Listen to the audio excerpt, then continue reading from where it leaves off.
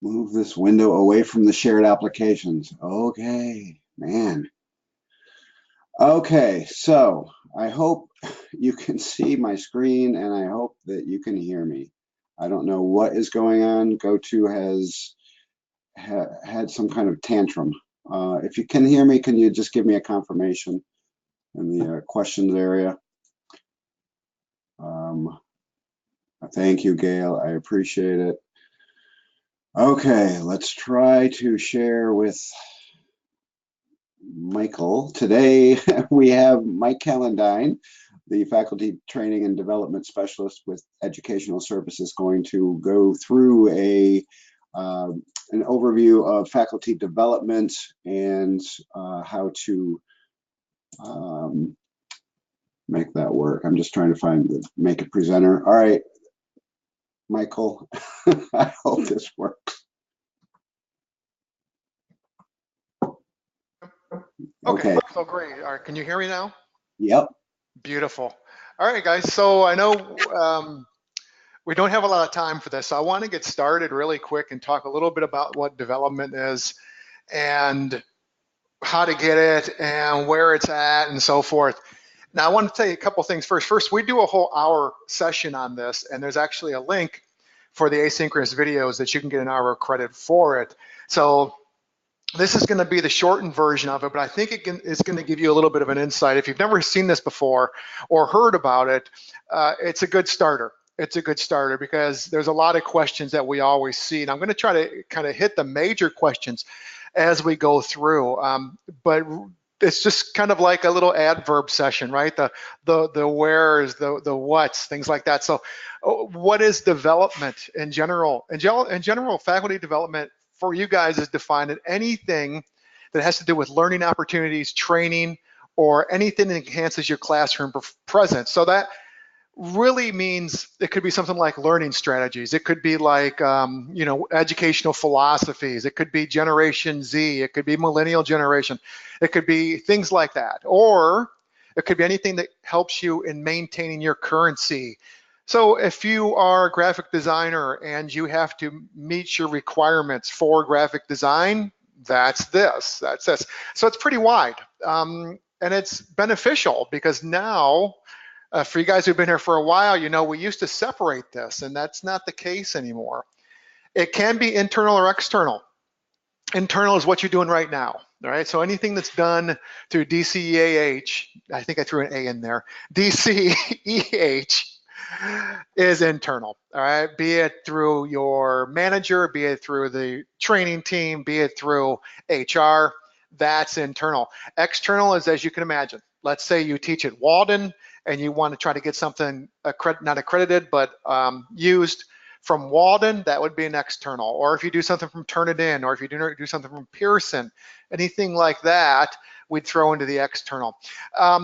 We literally call it how or what you teach, right? So if it's something you teach or how you teach, we can take it. We can take it. What's required? 12 hours for adjuncts. 12 hours for adjuncts, 24 for full-time. All right, so that is what's required in general. We always get a question about prorating. Prorating basically means this. Let's say I only taught one class, and now you're holding me to 12 hours and I only taught one class. What we do with prorating is we ask you to talk to your manager because there is a way to have it prorated for your manager. We don't really have a scale though that would say, hey, Calendine taught one class, therefore he should have 2 hours of development to do. There's no such scale. So that's going to go back to your manager or administration to talk a little bit about the prorating. Same thing if you've gone to full-time. Well, if full-time has their evaluations in February, if you go to full-time in January, then more than likely, it's going to be tough for you to get those 24 hours in that 1 month. The ones that do, the adjuncts do on your anniversary date. So your anniversary date or the date of your hire is when it's due. It's not necessarily the fiscal year. I know a lot of people say, okay, I see I'm short for the fiscal year. Well, that may be okay because if your year is actually, say, September, then you have September to September. Full-time and full-time faculty lead is February, all right? So that's the difference between those two. If you're not sure, please, again, ask your manager, ask HR. I can give you the date we have for you in Halogen, because again, your anniversary date is your PPAR date also. But just to make sure, it's best to check with your manager or HR on what's your actual anniversary date. How do you know? That's one of the biggest, and we still have this issue. How do you know where you stand? Excuse me. So here's the deal. We track development monthly, and it's also by fiscal year. So if you get anything from me, it would say something like for the fiscal year of 19, because that's where we are right now, you have this many hours from July 1st, and then I'll put the end date on it. That's sent out by a comprehensive hours report to admin.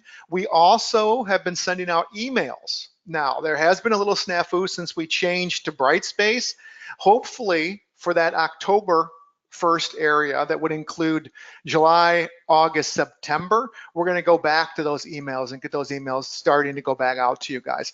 Save these emails. Save the emails, because this is the best way for you to know how many hours you have. And then you can say, hey, Calendine, listen, I should have more hours than this. Okay, so let's go back and talk about it. If you don't look at this list and you check it the time your PPAR is due, you got to be careful, because if something happened 9 months ago, then we have to go back and try to find out what's going on. So we always say, check it quarterly, keep the emails. If you're not sure, you can always email me. Email your manager. Your manager gets the list every month, or me, and then I can send you the list that we have, okay? So I know you cannot just log in and see how many hours you have. That's always been an issue. And the way we try to combat that is by this report. The hourly report is the official record. So Jen Cooper says, hey, I need all the hours for fiscal year 18. This is the report I give her. It has nothing to do with Halogen. I'll say that again, because we still have a little miscommunication with that. This has nothing to do with Halogen. Okay, we store no hours in Halogen. So be careful. If you're just throwing stuff up into Halogen, it's not being recorded. We're now on the what's. What can you do? Well, you can do faculty development training, right, that you see in the flyers, that you see on the common. You also have an asynchronous video list that you can do also for your hours. You can have faculty training recorded by departmental presentation and submitted to faculty once approved. That's kind of what you're doing right now. Or it could be some type of development meeting, or it can be external or independent training, all right? Those you need proof of attendance with. That's the big thing with those.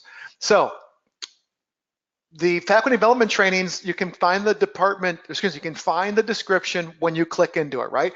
You'll click into Generation Z, and it'll say, okay, this is about the generation after the millennials, blah, blah, blah, blah, and then you can register directly from there. The attendance is taken care of by us, so you don't have to do anything about it, okay? You just attend. I'll put quotations around attend there, because you've got to attend it. You've got to open up the webinar. You got to be in the webinar. So you don't need to do anything for that. We take care of that. You need to use your correct school email address required to receive credit. This is a big one, and I see this a lot sometimes.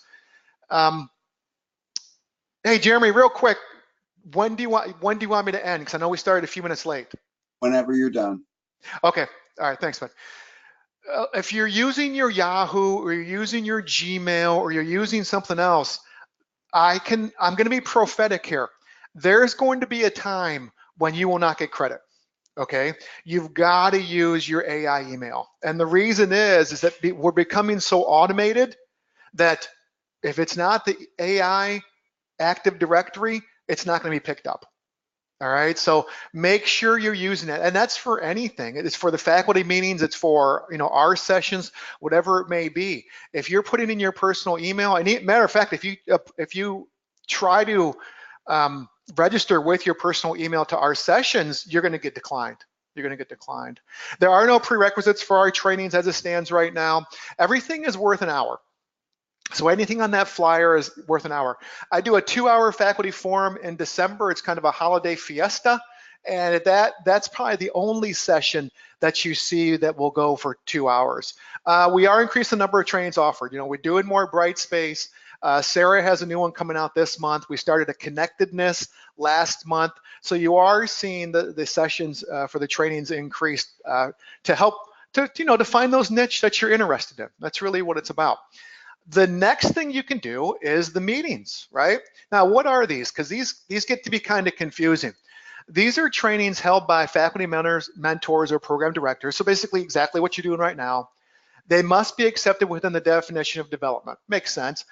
Standing meetings cannot be used. So if you're just talking about, hey, this is a normal weekly call that we're going to use to talk to each other, those are not, they don't fall within the definition of development, so they can't be used.